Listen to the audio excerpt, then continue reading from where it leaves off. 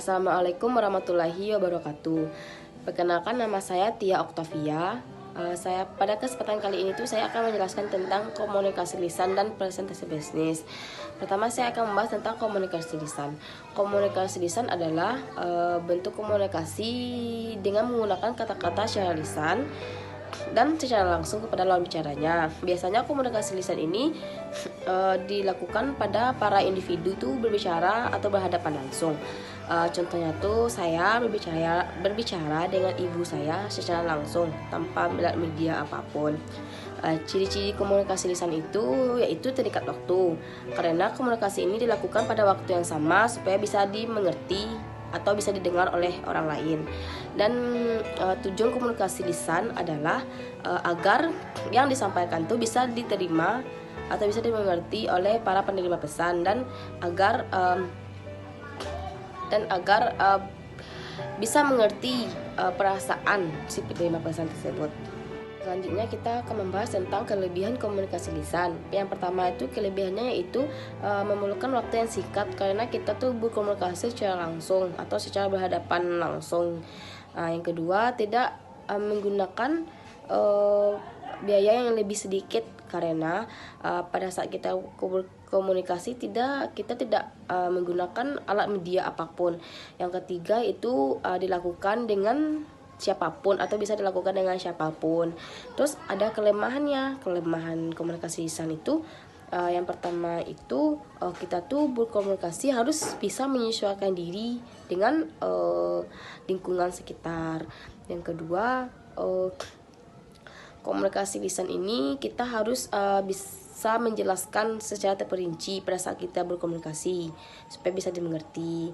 Yang ketiga itu tidak dapat dilakukan pada saat dokumentasi tertulis. Secara garis besar, komunikasi lisan itu terdiri dari dua aspek. Yang pertama yaitu berbicara, yang kedua yaitu menyimak. Berbicara yaitu menyampaikan informasi secara lisan dengan menggunakan kata-kata, sedangkan menyimak atau mendengar yaitu menerima pesan secara aktif melalui suara dan menggunakan indera dan juga pikiran. Selanjutnya, perbedaan pendengar yang efektif dengan pendengar yang tidak efektif.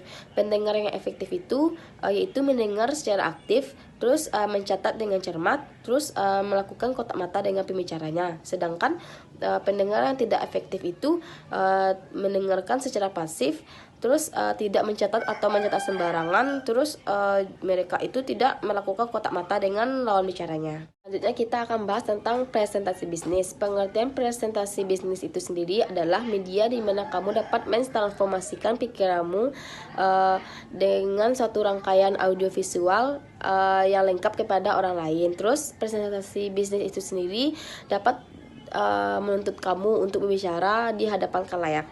Tujuan presentasi bisnis itu sendiri yaitu menyampaikan pesan-pesan bisnis kepada audiens dan mendapatkan umpan balik. Biasanya presentasi bisnis ini menggunakan data atau informasi. Terus persiapan dalam melakukan presentasi bisnis ini, pertama itu menguasai topik. Terus yang kedua menggunakan alat bantu untuk penunjang dalam presentasi. Yang ketiga yaitu menganalisis audiens, dan yang keempat itu menganalisis lingkungan di mana kita mempraktekkan atau melakukan presentasi. Saya akan jelaskan tentang persiapan presentasi bisnis tersebut. Yang pertama kan penguasaan topik. Sebelum presentasi kita tuh harus menguasai topik yang akan kita presentasikan terlebih dahulu. Karena kalau kita tidak menguasai topik, kita pun tidak akan bisa mempresentasikan apa yang kita presentasikan tersebut. Dan audiens pun juga bingung kan kalau kita menyampaikan secara bertele-tele gitu. Jadi kita tuh harus menyiapkan topik atau menguasai topik tersebut. Yang kedua itu pemanfaatan alat bantu untuk presentasi.